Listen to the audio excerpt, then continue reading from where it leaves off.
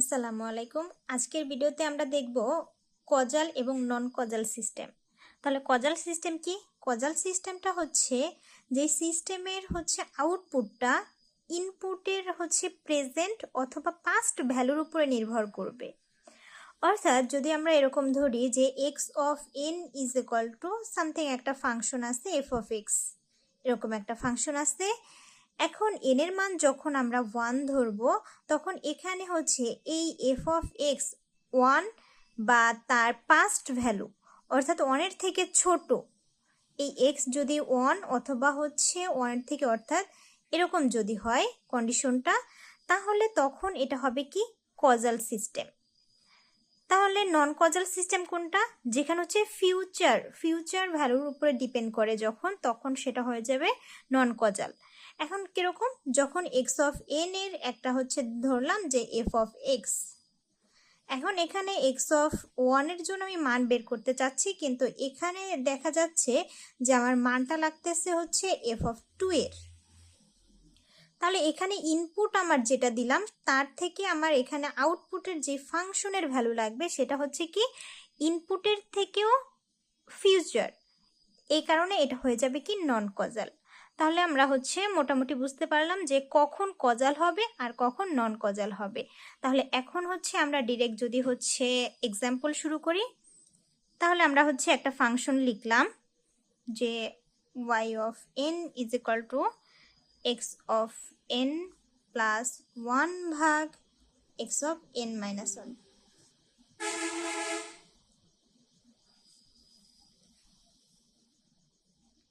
এখন দেখব এই ফাংশনটা কজাল নাকি নন কজাল। তাহলে এখানে যদি আমরা এখান থেকে দেখি যে y অফ 0 এর ভ্যালু যদি আমরা বের করতে চাই, তাহলে এখানে কত x অফ 0, আর এখানে যখন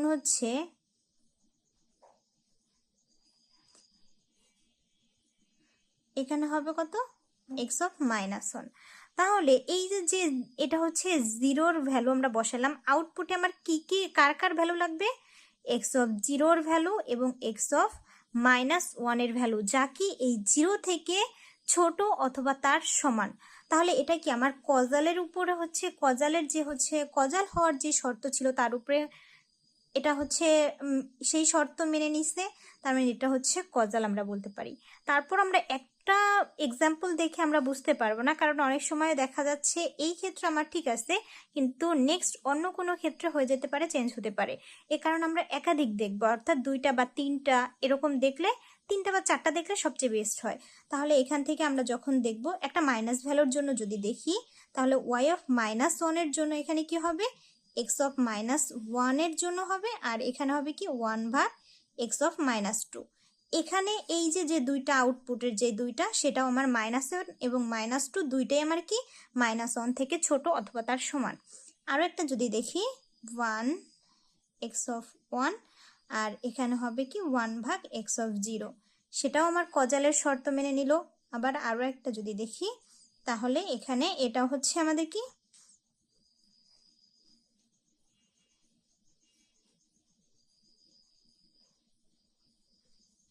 তাহলে এই যে আউটপুটের ভ্যালু যেগুলা, সেগুলো আমার কি ইনপুটের ভ্যালুর সমান অথবা তার ছোট।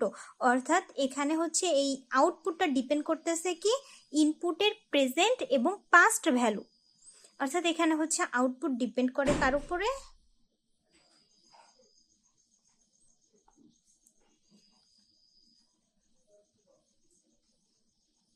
Present and past value.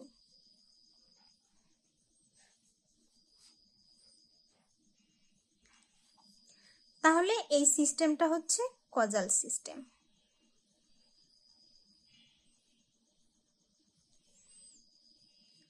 এখন আমরা যদি আরেকটা দেখি এক্সাম্পল দেখি,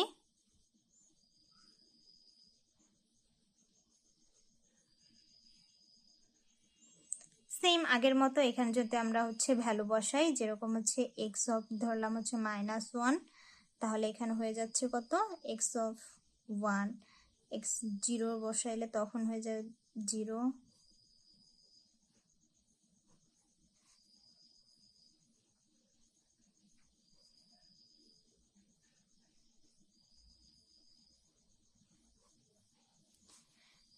তাহলে এখানে আউটপুটের যে ভ্যালুটা সেটা ডিপেন্ড করতেছে কার উপরে? আউটপুট ডিপেন্ড করতেছে ফিউচারের উপরে।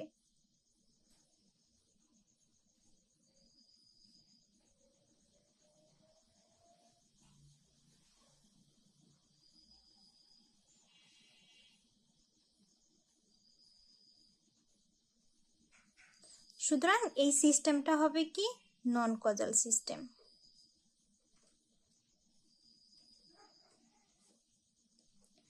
আশা করি সবাই বুঝতে পেরেছেন কিভাবে হচ্ছে আমরা দেখব যে একটা সিস্টেম কজাল নাকি নন কজাল। এখন আমরা তাহলে দেখব কি একটা সিস্টেম স্ট্যাটিক নাকি ডাইনামিক সেটা দেখব। স্ট্যাটিক আর ডাইনামিক অনেকটা কজাল নন কজালের মতোই, তবে একটু ডিফারেন্ট। তাহলে স্ট্যাটিক কখন হবে? যখন আউটপুটটা ডিপেন্ড করবে শুধুমাত্র প্রেজেন্ট ভ্যালুর উপরে। Output depend. আর ডাইনামিক কখন হবে? যখন আউটপুটটা ডিপেন্ড করবে পাস্ট অথবা ফিউচার ভ্যালুর উপরে।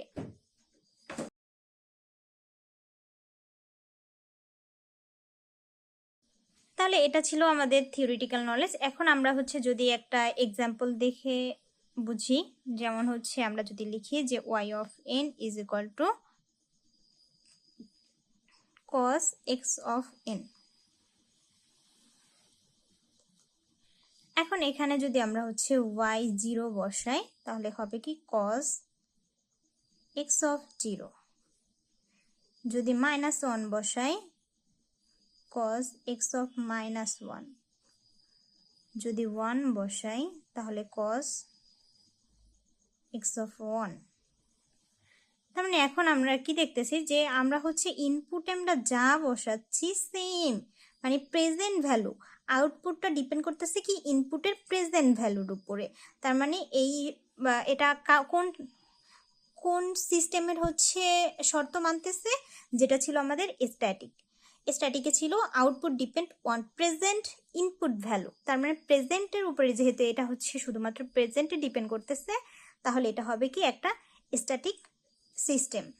তাহলে আবার যদি হচ্ছে আরেকটা হচ্ছে উদাহরণ দেখি।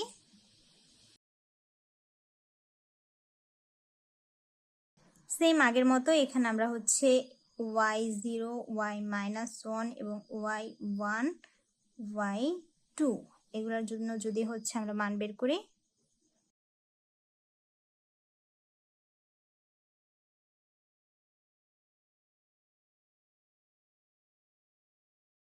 তাহলে এখানেও কিন্তু আমাদের আগেরটার মতোই প্রতিটা হচ্ছে আউটপুট ডিপেন্ড করতেছে কি? ইনপুটের প্রেজেন্ট ভ্যালুর উপরে।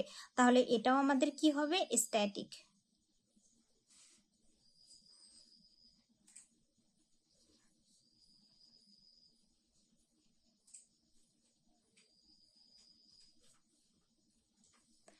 এখন আমি আরেকটা সিকোয়েন্সে দেখি। এখানেও সেম আমরা দেখব হচ্ছে 0-র জন্য, -1-এর জন্য 1, 2। তাহলে 0-র জন্য যখন, তখন x2 হচ্ছে, -1-এর জন্য x1, আর এখানে হচ্ছে 1-এর জন্য হবে কি? x1, 2-এর জন্য হবে x0। তাহলে দেখি এখানে এটা এবং এটা, এই দুইটা হচ্ছে আমার কি? ফিউচার ভ্যালুর উপরে ডিপেন্ড করতেছে। আবার এই দুইটা হচ্ছে আমার কি? পাস্ট ভ্যালুর উপরে ডিপেন্ড করতেছে। তাহলে আমাদের শর্ত অনুযায়ী যেটা ছিল কি? ফিউচার এবং পাস্ট ভ্যালুর উপরে যখন ডিপেন্ড হয় তখন সেই সিস্টেমটা হয়ে যায় কি? ডাইনামিক। তাহলে এই সিস্টেমটা আমাদের কি হবে? Dynamic system. আশা করি সবাই বুঝতে পেরেছেন। তাহলে আজকে এই পর্যন্তই। ধন্যবাদ।